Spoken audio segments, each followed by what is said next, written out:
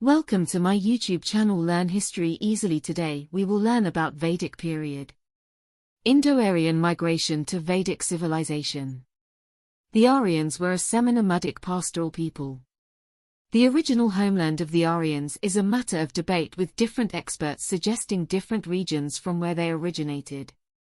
Some say they came from the area around the Caspian Sea in Central Asia, Max Miller, while others think they originated from the Russian steppes. Bal Gangadhar Tilak was of the opinion that the Aryans came from the Arctic region. The Vedic age started with the Aryan occupation of the Indo-Gangetic plains. Meaning of the word Arya, noble. They spoke Sanskrit, an Indo-European language.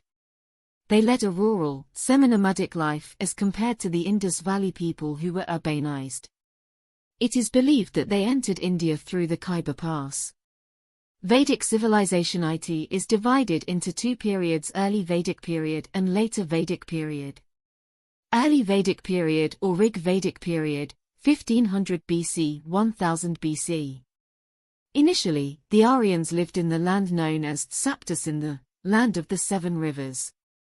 These seven rivers were Sindhu, Indus, Vipash, Beas, Vitasta, Jhelum, Parushni, Ravi, Asikni, Chenab, Shatudri, Satluj, and Saraswati.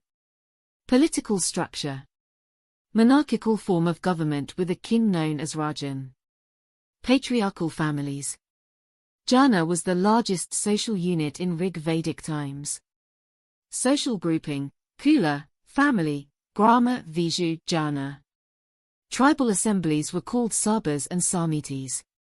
Examples of tribal kingdoms: Bharatas, Matsyas, Yadus, and Puras. Social structure. Women enjoyed a respectable position. They were allowed to take part in sabhas and samitis.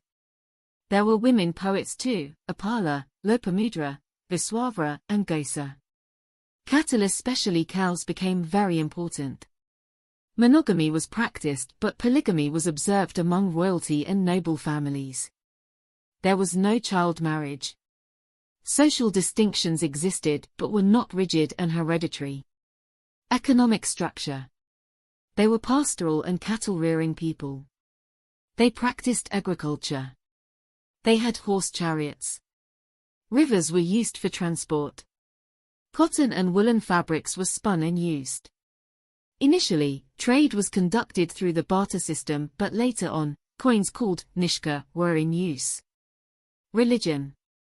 They worshipped natural forces like earth, fire, wind, rain, thunder, etc. by personifying them into deities.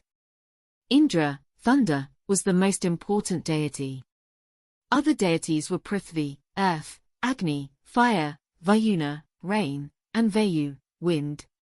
Female deities were Ushas and Aditi. There were no temples and no idol worship. Later Vedic period or painted grey-ware phase, 1000 BC, 600 BC. During this time, the Aryans moved eastwards and occupied western and eastern UP, Kosala, and Bihar. Political structure. Kingdoms like Mahajanapadas were formed by amalgamating smaller kingdoms. King's power increased and various sacrifices were performed by him to enhance his position. Sacrifices were Rajasuya, consecration ceremony, Vajrapaya, chariot race, and Ashwamedha, horse sacrifice. The sabhas and samitis diminished in importance. Social structure. The Varna system of social distinction became more distinct. This became less based on occupation and more hereditary. The four divisions of society in decreasing social ranking were Brahmanas, priests, Kshatriyas, rulers, Vaishyas, agriculturists, traders and artisans, and Shudras, servers of the upper three classes. Women were not permitted to attend public assemblies like sabhas and samitis. Their position in society diminished. Child marriages became common. Subcastes based on occupation also emerged. Gotras were institutionalized. Economic structure. Agriculture was the chief occupation. Industrial work like metalwork, pottery and carpentry work also was there. There was foreign trade with far-off regions like Babylon and Sumeria. Religion. Prajapati, creator, and Vishnu, preserver, became important gods. Indra and Agni lost their significance. Importance of prayers diminished and rituals and sacrifices became more elaborate. The priestly class became very powerful and they dictated the rules of the rites and rituals. Because of this orthodoxy, Buddhism and Jainism emerged towards the end of this period.